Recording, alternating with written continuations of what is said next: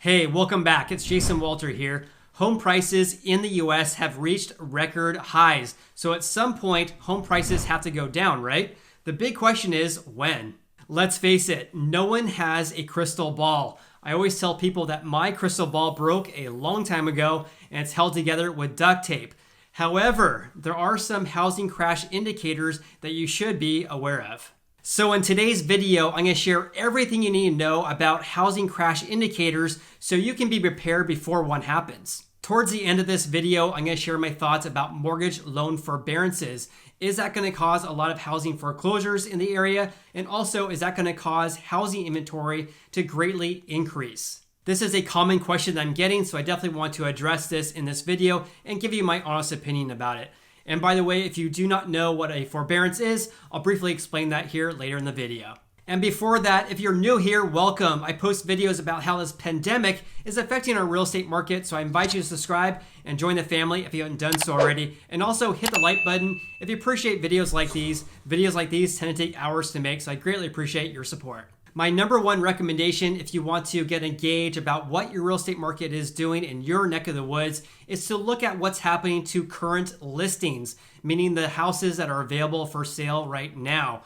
This is a lot better to get a gauge about what's happening in your real estate market today, because if you're going to look at houses that actually have sold in order to determine what's going on in your real estate market, that is really indicative of what's going on in your real estate market 30 to 60 days ago. That is because when your house gets into contract, meaning when the seller accepts an offer from a home buyer, then it takes about 30 to 60 days for the house to close escrow or for the sale to finalize. So when you're looking at houses that actually have sold, that's really indicative of what the real estate market was 1 to 2 months ago. Having said that, the first housing crash indicator I want to share with you today is rising inventory levels, meaning that the number of houses available for sale is increasing.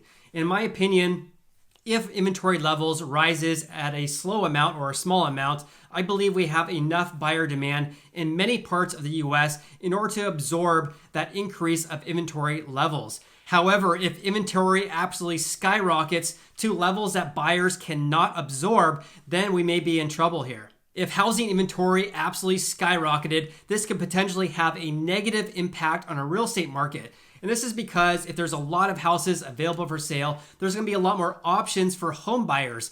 Therefore, home sellers will have to compete against each other in order to get an offer and also to get their house sold. So if they do that, they may have to lower their asking prices. Another possible housing crash indicator is when days on the market, or DOM, increases. So days on the market means the time from when the house is listed for sale to when the seller accepts an offer from a home buyer. For example, according to the National Association of Realtors, homes in the US are selling in 21 days on average. You compare that to 1 year ago and it took 36 days. So right now we're seeing that days on the market has been decreasing, especially when you compare it to last year. This basically means that sellers are accepting offers from home buyers at a much faster rate than they did last year. And of course, this is indicative of a hot housing market. On the other hand, if days on the market starts increasing over a long-term trend, this may be indicative of a housing crash that may be coming because sellers are going to have to wait longer in order to get an offer and potentially to sell their houses. Another trend to follow is when home sellers are receiving less multiple offers. This may be a sign that home buyer demand is decreasing. When homes are sitting on the market longer, meaning they're listed for sale for a longer period of time, plus sellers are getting less multiple offers, this may be a sign that the housing market crash or housing market correction could be coming. Therefore, home sellers may have to reduce their asking price in order to get their house sold. What I'm personally seeing in my real estate market, which is the greater Sacramento area, is a lot of overzealous sellers, meaning that they're asking way too high of a price for their houses. Let me give you an example. So in the Sacramento area, our average days on the market is about 7 days. So houses are selling very, very quickly. So if you see a house that's been in the market for 2 weeks, 3 weeks, you know that the house is overpriced. Another indicator of a housing market crash is when mortgage interest rates increase.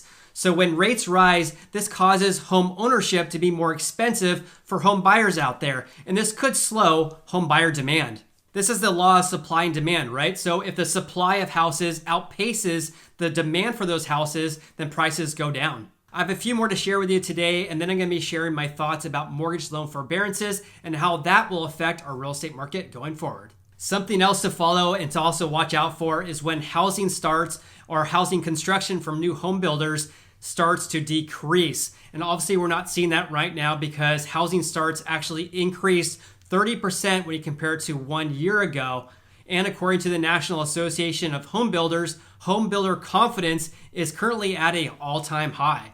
However, this is something very important to follow because if housing starts don't increase in spring, for example, this may be an indicator that builders are not too confident about a real estate market in the months to follow. Yet another trend to follow is mortgage applications. So if mortgage applications are decreasing significantly over an extended period of time, this may be indicative of weakening buyer demand. Another thing I would watch out for is when the number of pendings decreases greatly. So pendings, of course, means when a home seller accepts an offer from a home buyer. So if we see the number of pendings decreasing greatly over an extended period of time, that may be indicative of a housing market crash or a correction coming. Okay, let's talk about mortgage loan forbearances. Will this cause housing inventory to increase greatly? And also, will this cause foreclosures to increase as well? First, let me give you a very brief recap of what a forbearance is. So thanks to the CARES Act that was passed in late March, you were able to enter into a mortgage loan forbearance if you had a federally backed mortgage and you were experiencing a financial hardship due to COVID-19.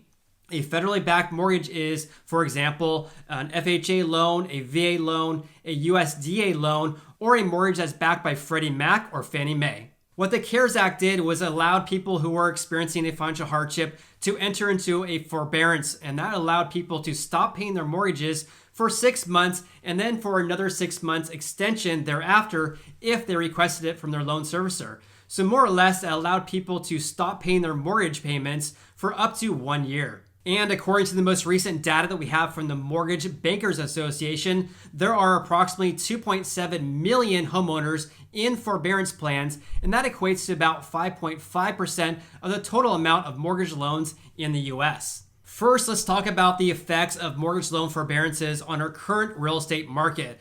And I believe, in my opinion, I think many of you would agree with me on this, that the forbearances have caused housing inventory in the US to decrease. The reason for this is, why would you want to sell your house if you don't have to make any mortgage payments for 1 year? This is basically free money. Of course, the big question is, will these people that are in forbearance right now, will they want or need to sell after their forbearance period is over? For example, some homeowners may need to sell if they still are experiencing a financial hardship due to COVID-19 once their forbearance period is over. On the other hand, homeowners may just want to sell because they had plans to sell anyways, but those plans were put on pause because they entered into a mortgage loan forbearance for 1 year. If you follow the channel, you know that you have options after you end your mortgage loan forbearance.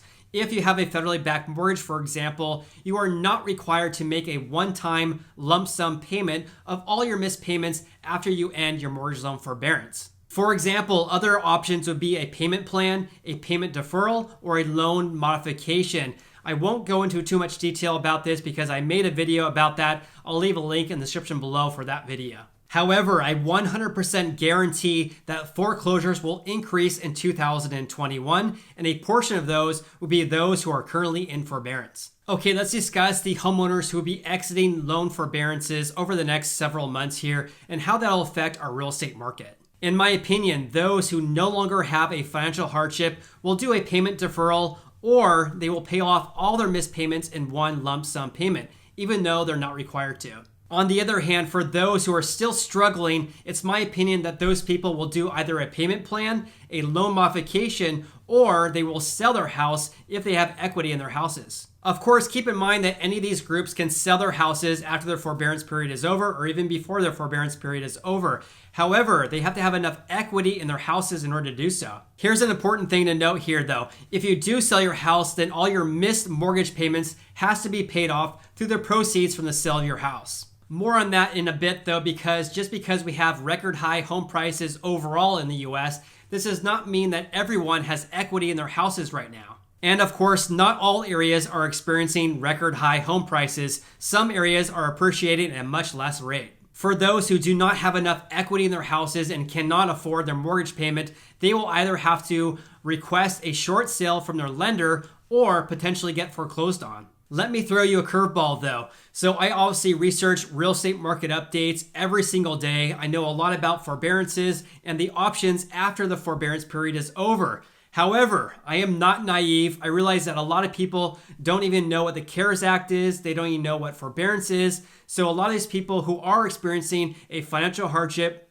due to COVID-19 may not even know that they have options. Therefore, there are two wildcard groups in my opinion here. So the first group would be those who are not even aware of mortgage loan forbearance, yet they would qualify for it if they reached out to the mortgage loan servicer. For this group of people who are experiencing a financial hardship and can't afford their mortgage payment, these people may get foreclosed on next year when the foreclosure moratorium expires. Now here's my wildcard group number 2. These are people who have entered into a forbearance plan, but they are not aware that they can do it for 12 months if you have a federally backed mortgage, for example. And potentially these people do not know their options after their forbearance period ends. Let me give you an example here. So I had a friend who I talked to recently and said, gosh, I don't know what to do. I'm really struggling financially right now. I'm in a forbearance period right now, but my lender only allowed me to do a 6-month forbearance period. This is total BS if you have a federally backed mortgage. The CARES Act provides you with a 6-month forbearance period.